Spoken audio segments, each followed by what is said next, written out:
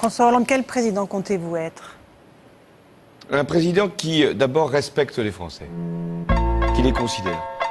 Un président qui ne veut pas être président de tout, chef de tout, et en définitive responsable de rien. Amis rêveurs, amis rêveuses, bonjour.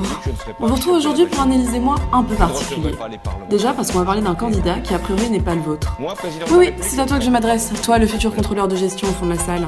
Toi qui as campé devant les stands KPMG, des lois à tes consorts au Forum Campus. Ensuite, parce qu'il est le premier des candidats à avoir accepté de nous rencontrer pour une série d'interviews qu'on va réaliser. Je parle ici de Philippe Poutou, du nouveau parti anticapitaliste, le NPA. Un des 47 candidats de gauche à la présidentielle déclarés, après l'avoir déjà été en 2012, successeur du postier énervé, indigné Olivier Besancenot, militant CGT, actuellement à la recherche de ses 500 parrainages. Salarié chez Ford le jour, homme politique la nuit, il mène une double vie.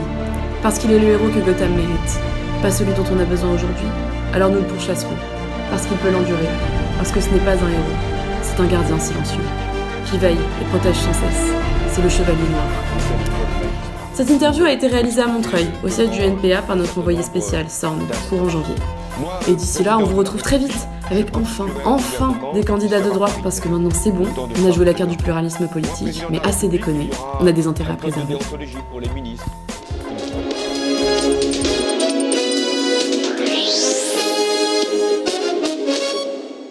Top, né en 1967 à Villemomble, je suis ouvrier de l'usine Ford à Blanquefort en Gironde. Très investi dans la lutte syndicale, je me suis d'abord fait connaître en 2007 pour avoir contribué à sauver mon usine menacée de fermeture. Candidat à l'élection présidentielle en 2012 puis en 2017 sous l'étendard du NPA, je suis... Philippe Poutou. Excellente réponse. Bonjour Philippe Poutou. Bonjour. Avant de commencer, est-ce que vous souhaitez compléter cette très courte biographie par peut-être, je ne sais pas, un événement personnel ou professionnel d'ailleurs qui est particulièrement important pour vous et qu'on ne mentionnerait pas d'habitude lorsqu'on parle de vous? Je ne sais pas, non, mais là, ce que j'aurais plutôt envie de rajouter, c'est par rapport à l'usine, qu'effectivement, il y a eu une bataille qui a été menée de 2007 à 2010, 11, avec plein de rebondissements, mais qui avait finalement fini par sauver l'usine, hein, qui devait fermer. Ford était parti, Ford a racheté, enfin voilà. Et là, c'est pour dire que, en fait, on a à nouveau menacé parce que, en fait, Ford n'investit pas et on pense que d'ici même pas 2 ans, il y a un gros risque de fin d'activité et donc de fermeture d'usine. Donc, on essaie de relancer la bataille. Donc, on se retrouve 10 ans après, quasiment pile 10 ans après, à être à nouveau sur la sellette et on espère qu'on aura autant de force et autant de chance comme on a eu il y a 10 ans. La lutte continue. La lutte continue, ouais. Donc, vous êtes donc candidat à l'élection présidentielle pour le NPA, donc le nouveau parti anticapitaliste. Et d'emblée, je voudrais vous poser une première question. Est-ce que vous n'avez pas hésité à nous recevoir, donc nous les SEC, une école de commerce, a priori pas franchement d'orientation communiste? Non, mais on est sympa, hein, en fait. On discute avec tout le monde. Il n'y a pas de problème avec les jeunes, les moins jeunes, avec les écoles, effectivement. Moi, je ne suis pas du tout branché commerce, pas du tout branché sur ces trucs-là. Mais non, bon, après, on est OK quand on a le temps et quand il y a la possibilité de discuter et puis ouais, de répondre poliment aux questions. Merci. Je voudrais commencer par parler de votre campagne. Donc, vous êtes ouvrier et syndicaliste avant d'être candidat à l'élection présidentielle. Et donc, je crois que vous êtes candidat uniquement 2 jours par semaine. Le reste du temps, vous êtes dans votre usine en Gironde. Donc, je me demandais simplement pourquoi est-ce que vous aviez fait ce choix à l'heure de l'information continue où on a l'impression que les candidats essayent toujours d'occuper en permanence l'espace médiatique. Comment survivre médiatiquement dans ce contexte-là? C'est vrai que ça complique forcément la situation. Donc là, le truc s'est inversé, c'est qu'à partir de janvier, j'ai 3 jours pour la campagne, donc 2 jours à l'usine. Donc je bascule.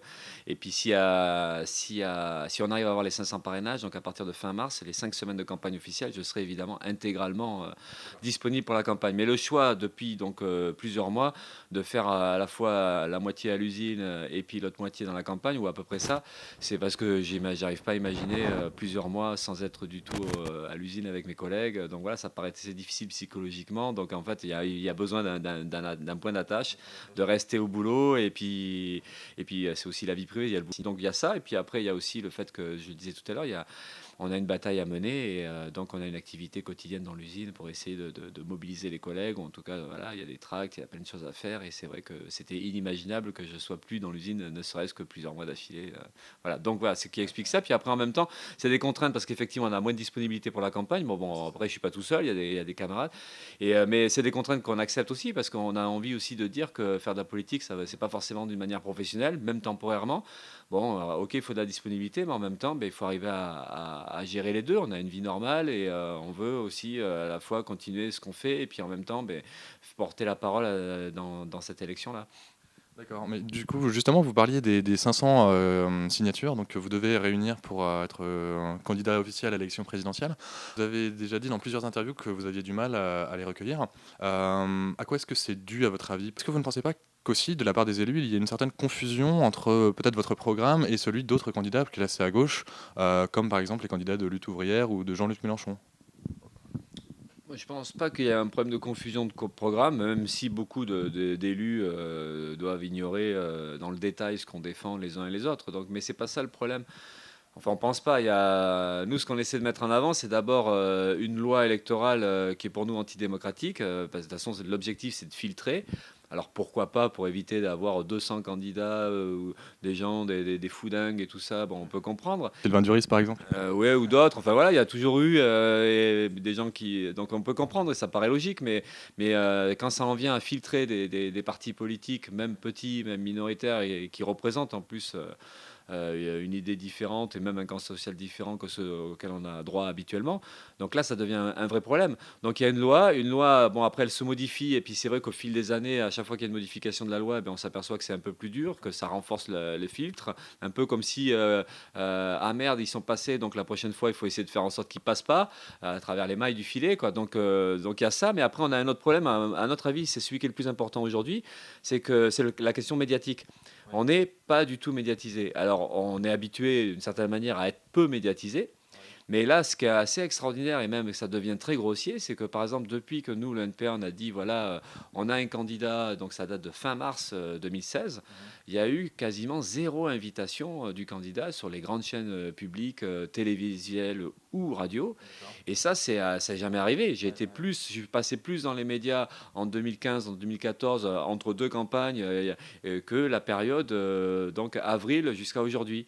Et ça, on pense que c'est un problème. Évidemment, ça a des conséquences, puisque si on n'est pas dans le paysage médiatique, les élus, il y en a qui vont pas savoir si on est candidat, ils vont avoir des doutes, et voilà, on n'existe pas. Et ça, c'est un problème, et ça logiquement, ça nous handicape. Et donc, c'est un peu pour ça qu'on a tiré la sonnette d'alarme ces derniers temps, en disant, bon merde, on veut pas pleurer, on n'est pas là pour dire, parce que c'est vrai qu'on est anticapitaliste, donc on flingue les grosses fortunes, et puis même on flingue les médias qui appartiennent aux grosses fortunes. Donc, Oui, justement, aujourd'hui, on a cette concentration. Oui, une concentration dans les médias appartiennent je crois que dans les 10-15 plus grosses richesses du pays, il y a pas mal de possédants de journaux ou de chaînes télé. Donc évidemment qu'en retour, ça paraît très logique, mais enfin bon, après, il y a une question démocratique.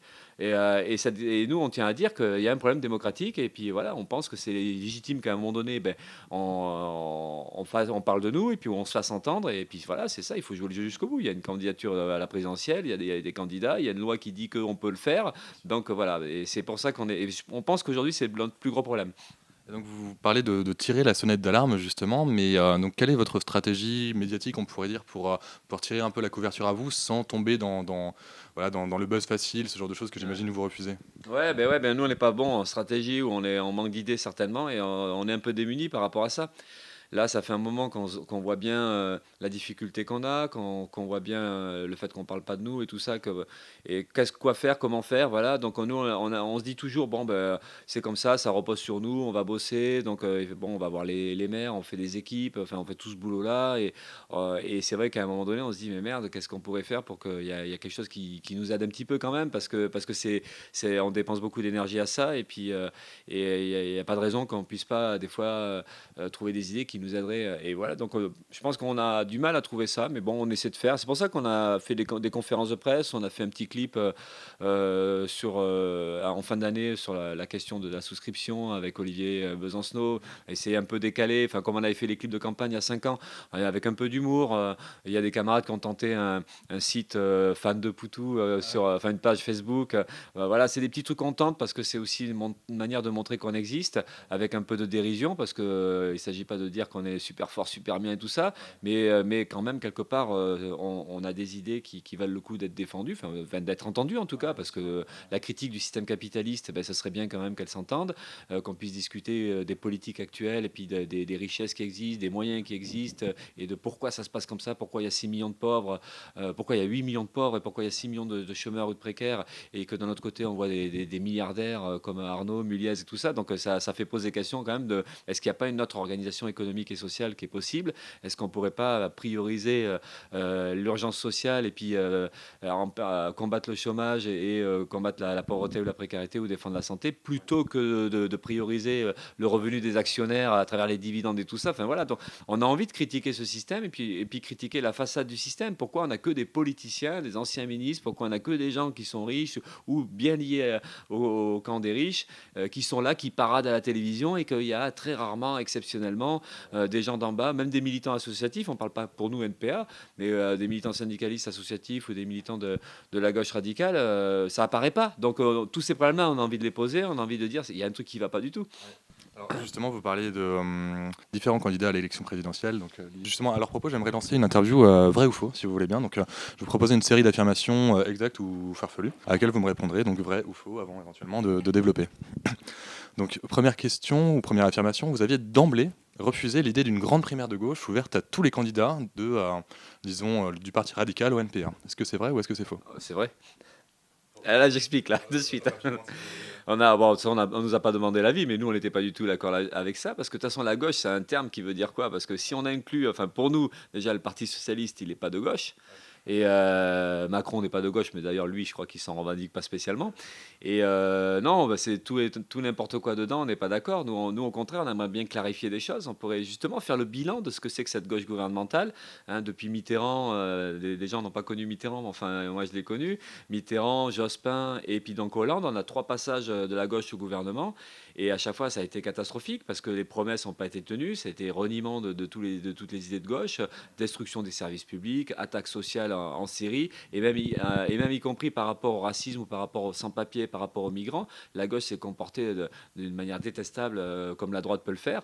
Donc il faut faire le bilan de tout ça. Surtout qu'on sait qu'en plus, il y a cette histoire qui dit que, sortie de l'ENA, c'est un peu pile ou face, je vais à gauche, je vais à droite, suivant les places. Bon, voilà, donc c'est un peu tout ça qui... Et donc du coup, une primaire à la gauche, ça, pour nous, ça veut rien dire. Nous, on voudrait qu'il y ait l'expression des idées anticapitalistes, révolutionnaires, communistes, puis de la remise en cause de ce système-là. Donc ça passe forcément par un autre débat. On est pour le débat, on est pour la discussion, et puis parce que il faut qu'on reconstruise quelque chose, une force de notre côté. Donc du coup, forcément, ça pose le problème de l'unité aussi, mais pas comme ça. Deuxième affirmation, François Hollande a reçu d'une fondation américaine le prix d'homme d'État de l'année 2016. Si vous aviez pu, vous auriez également voté pour lui. Est-ce que c'est vrai ou est-ce que c'est faux? Pourquoi vous sortez ça d'où? Vous l'ignorez, c'est vraiment une fondation américaine qui a désigné comme homme d'État. Ça, je sais. Non, je le sors de nulle part. C'est inventé, ouais. Non, j'aurais pas voté. C'est archi faux. Et même quand on a vu ça, on s'est dit, mais c'est quoi ce truc? Ça paraît complètement dingue qu'il soit désigné l'homme d'État de l'année. Donc, non, mais évidemment que non. Si vous n'allez pas considérer Emmanuel Macron comme un homme de gauche, vous lui reconnaissez au moins le mérite de contribuer à renouveler la classe politique. Est-ce que c'est vrai ou est-ce que c'est faux? Archi faux. Ah ouais, non, mais même moi, je fais partie de ceux qui sont complètement abasourdis par le phénomène Macron. Là, j'ai revu un reportage hier, 5000 personnes à Lille, le sorte il y a tout, enfin, le côté fou qu'il y a dans l'ambiance et tout ça. Donc, moi, il y a un truc que je comprends pas. On voit bien que les médias se sont emparés de Macron très rapidement. Enfin, il y a eu un phénomène Macron. Enfin, ça a été dessus dès qu'il a annoncé sa candidature. Il y avait des directs. Enfin, on a vu que dès le départ, c'est un peu comme si les médias ils cherchaient un nouveau poulain, et que voilà, ça. Donc, de ce point de vue-là, on peut penser qu'il y a quand même en grande partie un produit médiatique, mais c'est aussi un révélateur que Macron a un réseau, il est soutenu par une partie du PS ANC, par une partie de l'institution, du pouvoir, et et donc c'est eux qui se cherchent un nouveau, tellement la politique est discréditée, tellement, mais lui finalement il est nouveau par son âge, c'est sûr, par le fait il n'a pas de passé politique, il est juste banquier d'affaires, il est juste énarque, il est juste riche et tout ça, mais de ce point de vue-là, il a rien de nouveau. En plus, c'est un ancien ministre, il a été au pouvoir pour appliquer les mêmes recettes libérales que tout celles qui étaient appliquées avant. Il continue à défendre la même chose. Donc il n'y a rien de nouveau, si ce n'est son âge, si ce n'est que visiblement le pouvoir souffre d'un manque de politiciens qui auraient un certain crédit. Donc là, ils en trouvent un, ils pensent que ça a l'air d'être le bon. Mais voilà, mais sinon, non, pour nous, c'est vraiment la reproduction de la même chose, en plus jeune, c'est tout, quoi. Donc vous avez, autre affirmation, vous avez poussé un soupir de soulagement lorsque vous avez appris que François Fillon avait battu Nicolas Sarkozy, primaire de droite. Est-ce que c'est vrai ou est-ce que c'est faux? Non, c'est faux. Mais on pourrait presque dire un peu oui, parce que Sarkozy, ça a quand même fait plaisir qu'il soit giclé. Mais là, c'est la droite qui règle ses comptes entre elles, donc il n'y a aucune satisfaction. Je sais qu'il y a eu des discussions même au boulot à l'usine où avec des amis, parce qu'il y a des gens qui voulaient voter, qui l'ont fait d'ailleurs, hein, qui voulaient voter à la primaire de droite justement pour se débarrasser Faire barrage à des plus Sarkozy. cons. Et le plus con c'était Sarkozy. Et puis donc du coup, mais c'était pas Fillon qui était envisagé, c'était le vote Juppé pour empêcher. Et on a eu des discussions entre nous en disant mais on n'a pas à se mêler de ça, quoi, parce qu'en réalité, ben, même si c'est vrai qu'ils n'ont pas les mêmes tempéraments ou pas forcément la même idée précise sur plein de choses, mais ça reste quand même la même idéologie de droite réactionnaire. Et donc du coup, ben, quel que soit le vainqueur, bon, il n'y a pas de quoi s'en satisfaire. Après, ce qui est marrant aujourd'hui, c'est de voir Fillon un peu empêtré dans des problèmes dans son propre parti. On a l'impression que les gens de droite se rendent compte qu'ils n'ont pas choisi un bon candidat. Oui, Donc, du coup, il y a une contestation. Et donc là, ça fait sourire aussi. Hein, mais parce qu'on voit bien aussi, et c'est ça qui est un peu rassurant, mais pas complètement, mais que la droite qui arrive, qui semble presque favorite et largement favorite à cette élection-là, ben, finalement, ils sont empêtrés dans des gros problèmes, même dans des scandales, dans des histoires, dans des conflits entre eux. Et c'est pas dit que la droite soit si costaud que ça dans cette élection-là. Donc, on peut s'en satisfaire. Le problème, c'est qu'en face, on n'a rien. On a malheureusement ou une extrême droite qui a l'air d'être attendre que tout se passe, et puis de l'autre côté, on a un PS ou enfin une gauche qui est dans un état complètement lamentable. Et donc voilà, le problème, c'est que il manque toujours de notre côté quelque chose qui puisse faire face à tout ça, quoi. Alors justement, sur l'extrême droite, dernière affirmation de ce type, vous auriez une explication au fait que l'électorat ouvrier se détourne en fait des partis de gauche, traditionnellement sa base électorale, pour se tourner vers Marine Le Pen et le Front National. Est-ce que c'est vrai ou est-ce que c'est faux? Moi, je dirais que c'est plutôt faux parce qu'on peut comprendre ce qui se passe, mais en même temps, on est un peu démunis par rapport à ça. Et même, on est là aussi, c'est des choses qui nous font flipper, et puis qu'on ne comprend pas tout, parce qu'on comprend l'idée générale. C'est-à-dire qu'en fait, la gauche, elle a tellement trahi, tellement renié. Enfin, d'abord, l'électorat du Front National, c'est pas qu'un électorat de gauche déçu. C'est certainement pas, d'ailleurs, en majorité, un électorat ouvrier. C'est vrai que l'électorat du Front National, depuis quelques années, il arrive à gagner les couches populaires, ça c'est indéniable. Et on sait que ce basculement des couches populaires vers l'extrême droite, c'est notamment le résultat de la crise, hein, du désarroi, de l'écœurement, enfin, et une sorte de perdition dans les têtes, hein, mais qui est liée aussi, donc en plus de la crise, aux trahisons de la gauche. Donc on voit bien tout ça. Mais après on se dit, mais quand même, comment des ouvriers ou comment des gens qui sont au chômage, qui sont dans la merde, comment ils peuvent penser une seule seconde que Le Pen peut être une solution? Ça dépasse un peu quand même. Parce que Le Pen, ok, on voit bien la partie démagogique du Front National, y compris même par rapport au plan Sécu de Fillon. On voit le FN dire mais non, c'est dégueulasse, il attaque la Sécu, donc c'est des pauvres gens qui vont trinquer. Donc on voit bien là cette démagogie qui peut peut-être un peu fonctionner. Ok, mais Le Pen, c'est quand même une millionnaire, héritière, voilà. Et puis on voit tous les scandales qu'il y a autour du Front National aussi. On voit que ça peut vite ressembler à un parti classique de magouilles, de tricheries, de paradis fiscaux, de comptes cachés, mais puis même de financement de campagnes illicites, enfin toutes ces histoires-là donc montrent que le FN est un parti comme les autres finalement, avec une idéologie certes réactionnaire et presque ouvertement anti-immigré ou xénophobe. Donc ça c'est un peu la particularité du FN. Mais c'est vrai qu'on se dit merde, comment ça se fait que des gens puissent être attirés par ça ou penser même un petit peu que ça pourrait être un début de solution. Donc ça nous fait peur. Voilà, donc on a évidemment malheureusement pas, c'est surtout notre problème à nous, c'est comment on refait basculer dans l'autre sens. Et nous on se voit tout petit. Alors c'est ça qui est terrible, c'est que moi je suis ouvrier. On a un parti essentiellement de salariés, de gens qui galèrent et tout ça, et on n'arrive pas à capter l'attention ou en tout cas la crédibilité politique aux yeux de cette population qui est touchée par la crise. Donc ça nous fait chier, ça nous fait poser problème sur nos capacités à nous. Voilà. Donc, mais bon, ceci dit, il y a aussi une crise qui fait beaucoup de dégâts dans les têtes, et puis bon, ben voilà, on voit bien aussi toute la propagande médiatique qui ne peut que finalement aider ces courants-là, parce que là, c'est un truc à la con que j'ai dit à une conférence de presse il n'y a pas longtemps. On est petit, on fait 2% dans les sondages.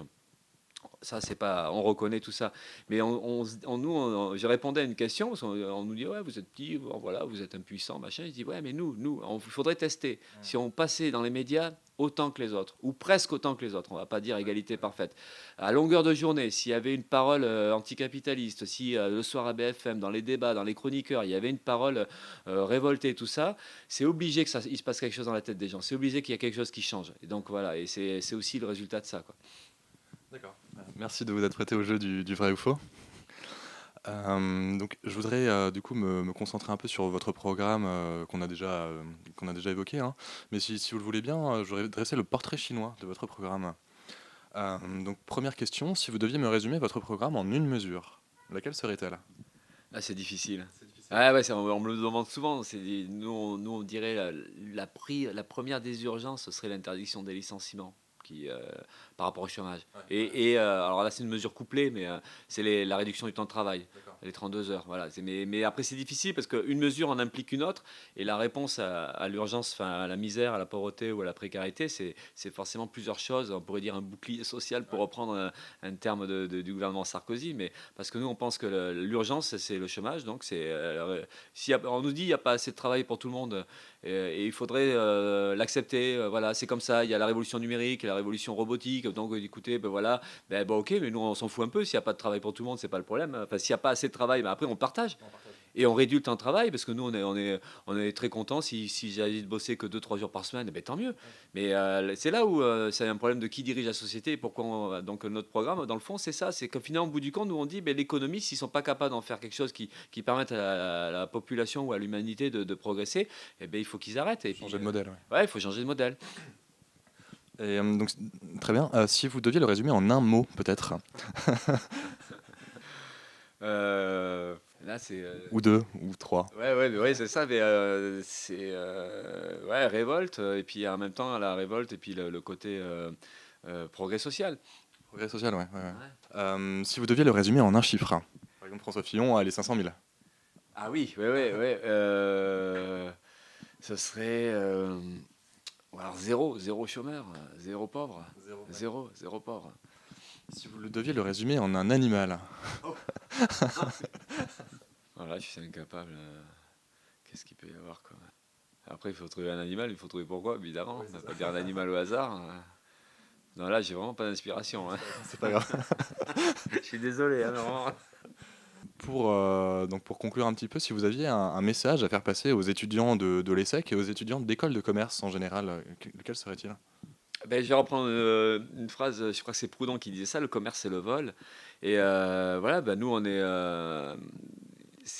on sait que l'école aujourd'hui, les grandes écoles, elles formatent la jeunesse, elles leur fait accepter les règles du capitalisme comme des règles immuables. Et puis voilà, puis il faut jouer le jeu, il faut s'intégrer, donc il faut faire ça, il faut commercer, il faut manager, tous ces trucs-là, quoi. Nous, on est évidemment en dehors de tout ça. Nous, on pense qu'il faut changer de système et que la vie, ça peut être autre chose, et que on n'est pas pour sacraliser l'argent. Et donc, c'est arrivé on a des camarades, heureusement, qui sont aussi dans des écoles et qui essaient justement de combattre tout ça, de combattre cette propagande-là. Et puis, donc, en fait, c'est un appel un peu à la liberté de penser, quoi, de s'émanciper de tout ça. La vie, c'est pas ça. C'est pas devenir un maillon du capitalisme pour finalement s'en sortir aux dépens des autres. Nous, on pense que la seule solution, elle est collective. Et donc, l'appel qu'on pourrait lancer, c'est il faut discuter, il faut réfléchir, mais il faut surtout aussi se poser le problème sur ce système qui est lamentable et qui conduit à la catastrophe, parce qu'on a beau dire, ils ont beau dire ce qu'ils veulent, mais il y a une aggravation énorme de la situation sociale pour plein de gens, et puis même d'un point de vue environnemental, écologique, on va à un capitalisme productiviste qui va au bout de sa folie, et si on n'est pas capable de l'arrêter, l'humanité va le payer très cher. Donc après, il faut réfléchir, discuter, et en tout cas, on peut commencer les études quelque part, et puis après faire autre chose. Hein. Ouais, c'est vrai, bien sûr. Alors donc du coup, toute dernière question, si vous voulez bien, quelle était la meilleure blague qu'on ait faite sur votre nom de famille? Alors là, je sais pas, il y en a eu plein. Non, là, je sais pas. C'est vraiment un classique, on va dire. Mais ça ne dérange pas. C'est sûr que. Mais après, non, je sais pas. Il faudrait refaire la liste. Dresser l'inventaire. Ce qui était peut-être le plus marrant, là, ce qui me vient maintenant, c'était ce que faisaient Omar et Fred La boîte à questions ou le service après-vente? Le service après-vente, ils ont fait plusieurs sketchs, ils sont revenus sur mon nom. Ils disaient aujourd'hui Poutou, il est à Strasbourg, Poutou, ils disaient des villes. Enfin, voilà, ils jouaient avec le ou et ça les faisait rire et c'était plutôt marrant. Service après-vente, bonjour. Oui, le candidat du NPA, Philippe Poutou, il est à Poitiers aujourd'hui. Bon, d'accord. Allez, allez-y, faites-vous plaisir. C'est vrai? Oui. Philippe Poutou est dans le Poitou. Oh. Je fais encore? Allez-y, oui, encore, allez. Philippe Poutou est dans le Poitou. Merci, Poutou. Oh.